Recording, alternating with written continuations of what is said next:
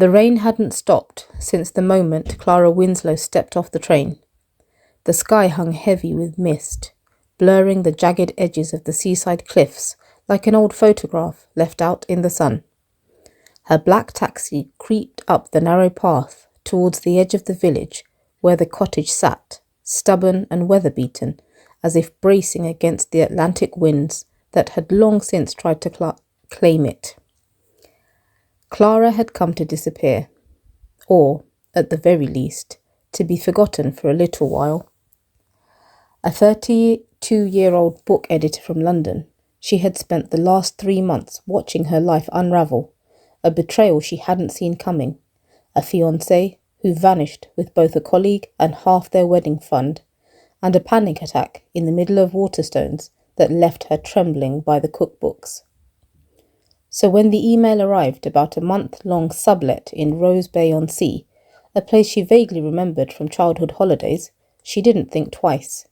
The cottage, all ivy-clung stone and salt-bitten shutters, was nestled at the end of the village, within sight of the old lighthouse that hadn't shone in over half a century. Inside, the cottage smelled like lavender oil and wood smoke. There was no television, no Wi-Fi, and no neighbours within shouting distance, just the rhythmic roar of the ocean and the occasional call of a gull that sounded suspiciously like laughter. Clara lit a fire, made tea, and told herself that silence would be healing. It wasn't until the third night, when a storm had turned the sea into a furious black mirror, that she decided to explore the attic.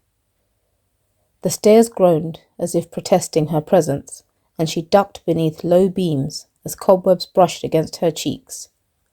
Her torch flickered, casting long, dancing shadows against the walls until she spotted it, a chest, old, iron-latched, and half hidden beneath a moth-eaten blanket. She hesitated.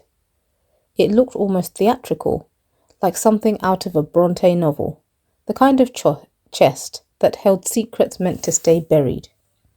But Clara, fueled by a mix of boredom and something deeper, curiosity, or maybe loneliness, crouched beside it and pried it open. Inside were dozens of envelopes, thick, ivory paper, edges curled with time, all bound with faded blue ribbons. They were addressed in sweeping cursive. Eleanor Marlowe, The Glass House, Rose Bay-on-Sea. She opened one, then another, then another. The words inside were not just love letters, they were hauntings.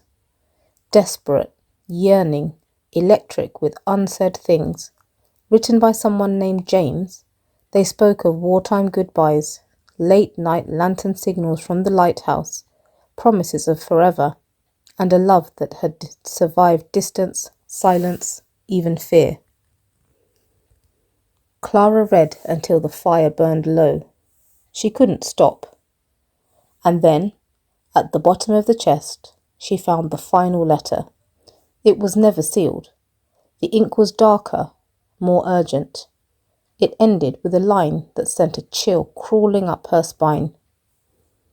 If you ever find this, come to the lighthouse. I'll be waiting. Clara looked out of the attic window. The lighthouse stood in the distance, silhouetted against the storm, long abandoned and dark. Or so she thought. Because for the briefest moment, so fast she nearly doubted it, she saw something.